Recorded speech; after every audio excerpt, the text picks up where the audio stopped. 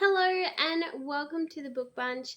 Today's video we are going to be transported into last week when I finished sorting and organizing all of the books and decluttering them. I basically am going to go through the books that I have left out and also all the books that I am giving away to a secondhand shop.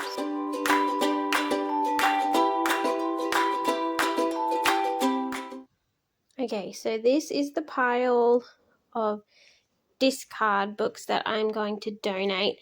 Some of them we have already gone through before because I was lazy and I never dropped them off for donation, and then about half of them are ones that we haven't talked about already that I'm going to get rid of because either I have duplicates or I've read it and I didn't love it enough to hold on to it, or I just don't think I'll ever read, or its purpose in my life has passed. So yeah, we're going to go through that now and you're going to watch me pack all of that up.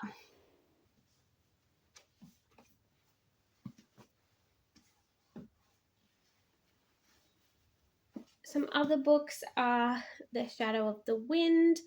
I read this. I felt pretty mediocre about it, which is why I'm not going to hold on to it. If it was a 4.5 or even 5 out of 5 stars, I'd hold on to it.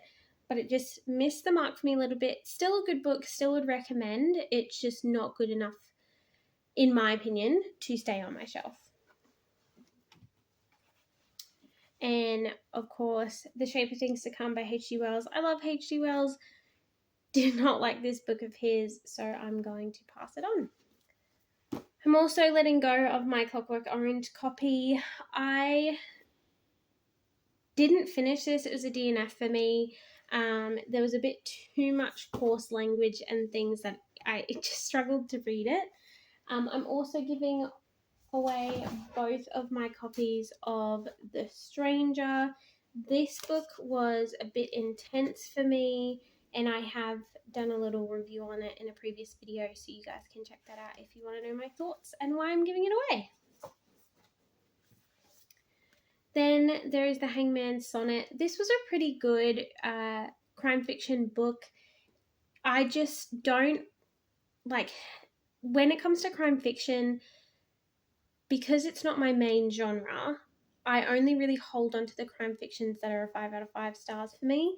So that's why I'm kind of giving this one away, because it was a 4, so it was still really good, still really interesting. Definitely recommend it. It's just not, I just don't want it to take up space on my shelf, that's all. I'm also getting rid of my copy of Sense and Sensibility. It still even has its tag on it from when I got it ages ago. I've had this book on my shelf for a number of years now.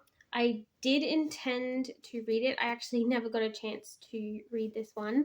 As I'm sure you book lovers know, we tend to buy books more than we read them, or at least, I don't know, you kind of read like 4 or 5 and then you buy 10 more instead of reading what you've got.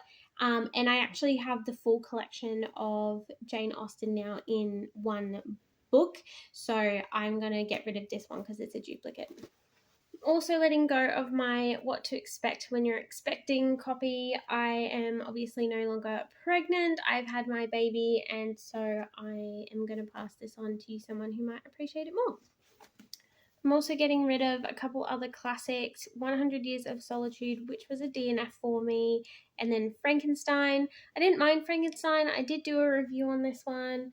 I just don't really care to hold on to it, to be honest, though. It didn't captivate me as much as I was hoping. And then 100 Years of Solitude, I just could not get through this one. I don't know if it was the writing style or what, but it just wasn't for me, so I'm going to let that one go. Also letting go 172 Hours on the Moon. This book, I had such high hopes because it was recommended by a fellow booktuber and they said they really, really loved it. I loved it for about half of it, and then the second half I did not love nearly as much. So it ended on a disappointing note for me, so I'm going to let this one go. Hopefully somebody else will like this one.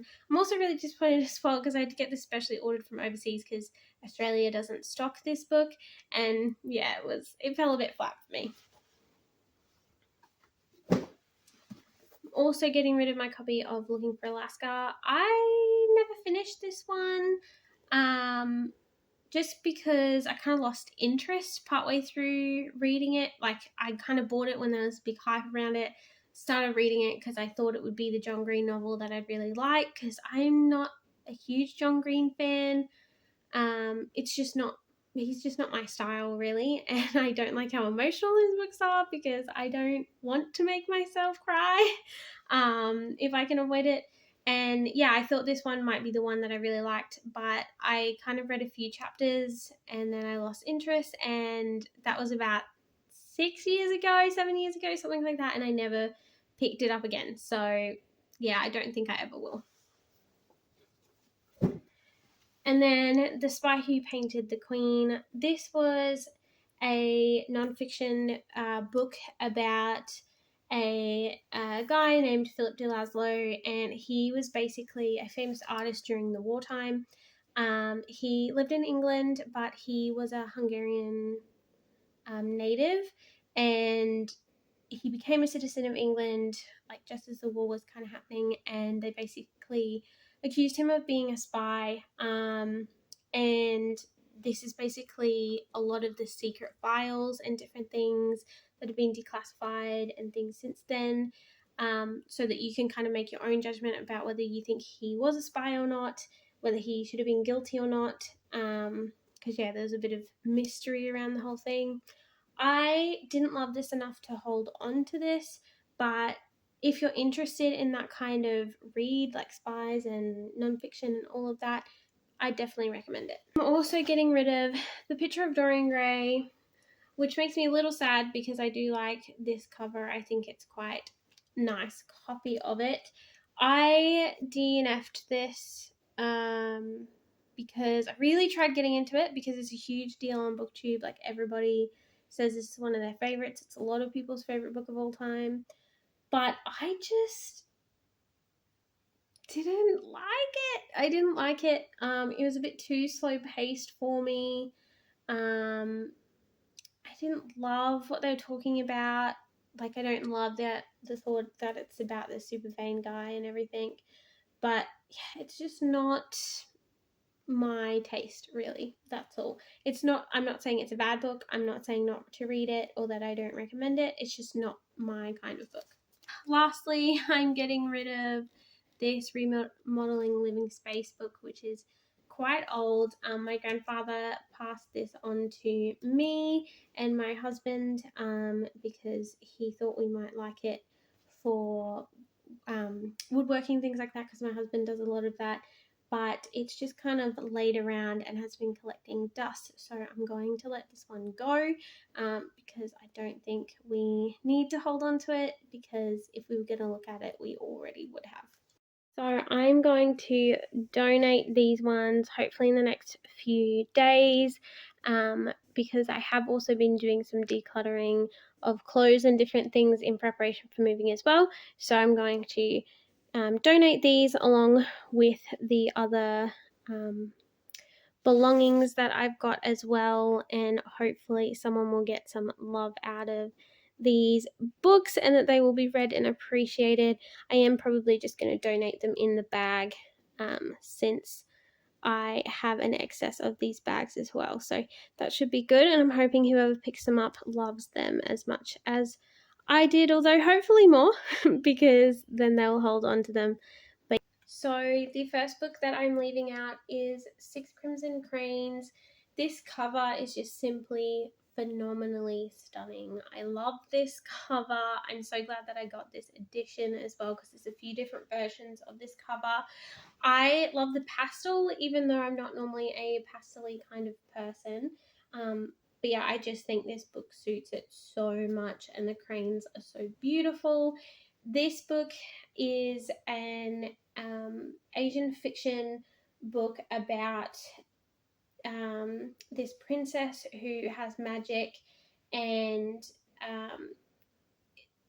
there's like a fight for the throne and different things like that. I'm really looking forward to reading this one. I'm really looking forward to getting into more Asian fiction and that kind of thing. I think it's so beautiful. Their culture is so beautiful, and the different versions of Asian fiction that are out there, because obviously there's lots of different cultures within the Asian realm, like Chinese, Japanese, Korean, all of the different ones, and they all have their own folklores and ways of doing things and their own their own histories and different things that they have to tell about. And I just think it's all so beautiful and so deep and rich that I am so looking forward to getting to know this kind of genre a bit more and the cultures a bit more, as well as I start getting into more foreign authors. So I'm really looking forward to this one. I hope that this really transports me to another life that I wouldn't get to experience otherwise. So yeah, really looking forward to this one. I am also going to read Siege and Storm. I have left this one out. I have read Shadow and Bone, which I loved. I loved it. It was 5 out of 5 stars for me. There was nothing I could fault in it.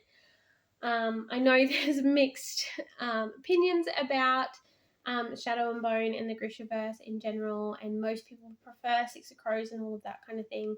But I actually really loved Shadow and Bone. I thought it was so perfect, and I loved the little love story and everything. It made me so happy, and I am actually nervous to read Siege and Storm and even Rise and Ruin, because Ruin and Rising, because I thought that Shadow and Bone ended perfectly, and I liked that they ended up together and they were safe and everything kind of seemed okay. And I'm really hoping that the next 2 books, when they do come back to address the bigger problem, that it doesn't fall apart and that they don't break up or die or anything like that. And so I am really afraid, because if that happens, you guys will be hearing about it, because I will not be happy and I'll be very upset, and you'll know that I'll be living in self-denial that Shadow and Bone is all that existed in this world. But yeah, I'm going to give it a go and see how we go with it. So fingers crossed that it delivers how I want it to. But yeah, I'm really looking forward to continuing my journey through the Grishaverse. I do have Six of Crows and the one after Six of Crows as well.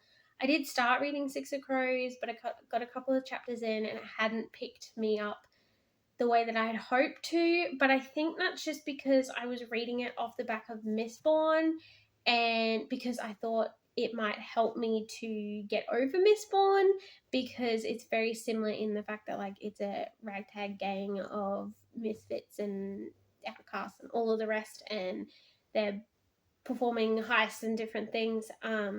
But I think because Mistborn was so amazing, I couldn't get wrapped up in this new kind of take on it like I'd hoped to. So I'm going to give that a go another time. But yeah, looking forward to this one. So, going to leave out Adrift. I don't know pretty much anything about this. I picked this book up for $10 from the book grocer a little while ago, when I was kind of hunting for a bunch of different space themed sci-fi books, because I am going through a little bit of a phase, I found, at the moment, of loving space stories and different things. So I picked this one up. I don't really know much about it. I don't know if I want to know much about it, just because I kind of want to keep it a little bit of a secret. But from what I understand, it is essentially a deep space survival, because someone or maybe a couple of people have got lost in space and they are adrift, and they're trying to survive or something like that. I'm not 100% sure, but I'm looking forward to it. I have no idea if this is good or not. If you've heard of it before, let me know in the comments below. But yeah, I will probably do a little review on this one once I've read it. also left out both of my TJ Klune books. I picked up both of them because these are just going wild on BookTube and BookTok and everywhere else. Because apparently TJ Klune is a fantastic author. I have no idea if I will like his writing style, if I will like his stories. From the reviews, it sounds really promising and it sounds like I will really like them. But yeah, I just don't know. I am really looking forward to reading these. I am a little bit sad though, because this one I love the cover of. I got a pretty good cover. I wish the fake sticker wasn't there though. Oh, me and these fake stickers, I swear, I'm so over it. But this one, it's got like a weird cover. It's like a partial cover. It doesn't go all the way to the end. And then there's this stupid, this is a bestseller book on the side. And I'm like, why?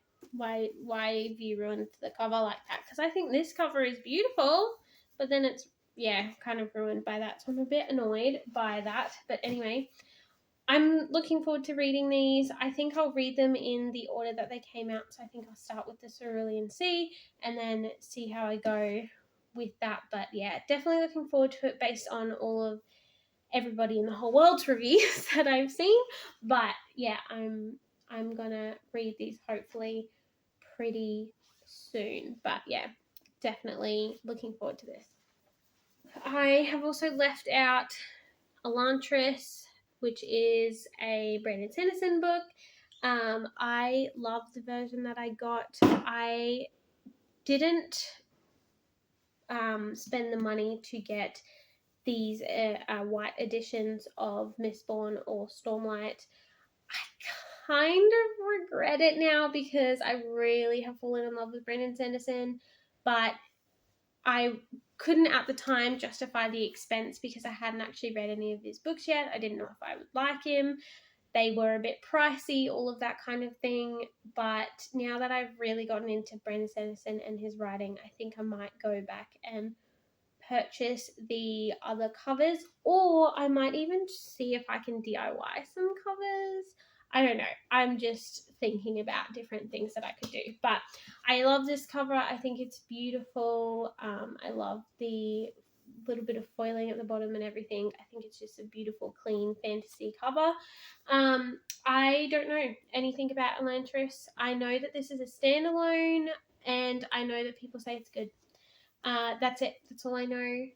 Knowing Brandon Sanderson, it's going to be some epic adventure, some epic high fantasy. So I'm looking forward to it. If it's not fantasy, it'll be sci-fi, which is even better because I love his sci-fi books, as you guys know. But yeah, I am looking forward to finding out more about this. And yeah, I'm just going to dive into it blind because I don't want to spoil any Brandon Sanderson because I just know it'll be good. And if I spoil it, I will be a bit upset. So yeah, I'm just going to go into this one blind and see how I go with this one. I'm also hoping to get my hands on Warbreaker sometime this year, which is another standalone, which I think I've heard he is going to turn into a series, but I could be wrong about that. But yeah, definitely looking forward to reading this. We've also got The Poppy War. I only own this first book because I don't know if I'll like it. Everybody I have heard talk about it raves about the Poppy War series. They all say it's absolutely phenomenal. I really hope that is the case. I'm really looking forward to it. I have really high hopes, which does make me nervous because obviously the higher your expectations, the greater the fall if it isn't what you would hope. But I'm really looking forward to this. Plus, it's so beautiful. I think it's a gorgeous series. I'm also looking really into getting really into it because of like the Chinese history and everything that is throughout this book. I'm really excited for that. Similar to with the Six Crimson Cranes, I'm really looking forward to getting into more foreign authors, or at least that are foreign to me, and outside of my culture, because I just think it's such a wonderful way to experience somebody else's culture and like all of that kind of thing. So yeah, looking forward to this one. Let me know if you've read this in the comments below, if you guys really liked it, and if you think I should get the other two in the series as well. I've also left out Pax. I am super excited to read this. It's just going to be a small read because it's a bit of a shorty. But I bought this not only because it's stunning, like look at this. This is stunning. What a cute book. But because this book is meant to be really cute and heartwarming and a bit sad, and I'm really looking forward to it. It kind of gives me Bambi vibes. I don't really know why, probably just because it's that level of like child like magic and animals and sadness and all of that kind of thing. And also maybe a little bit of Fox and the Hound kind of vibes as well. But I'm really looking forward to this. As far as I know, this is about a fox and his friend who is a little boy and their kind of inseparable relationship and the adventures they go on. And I'm really looking forward to this one. I hope that it's really, really good. And if it is, I'm hoping to get a copy of the second book, which has come out, called Pax Journey Home. I hope they come out with a soft cover of that second book, because so far I've only seen it in a hardcover, and I would like a soft cover book, just like I bought this one in the soft cover. Plus it's a floppy one. Oh, look at that. Look at that flop. Look at that. Oh, and the smell. Oh, it's so good. Anyway, I'm really looking forward to this one. I think it might be one of the first ones that I pick up, just because it's going to be such a good little read. The last book that I've left out is H.P. Lovecraft's The Call of Cthulhu and Other Weird Tales. I thought I'd leave out a little classic. Well, it's not little, it's relatively thick. I thought I'd leave out a classic though, because I kind of just want to read some weird sci-fi fantasy situation. I don't know.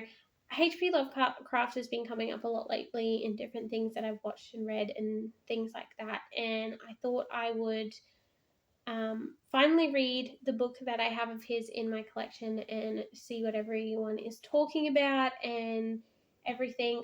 It is meant to be kind of horror-y.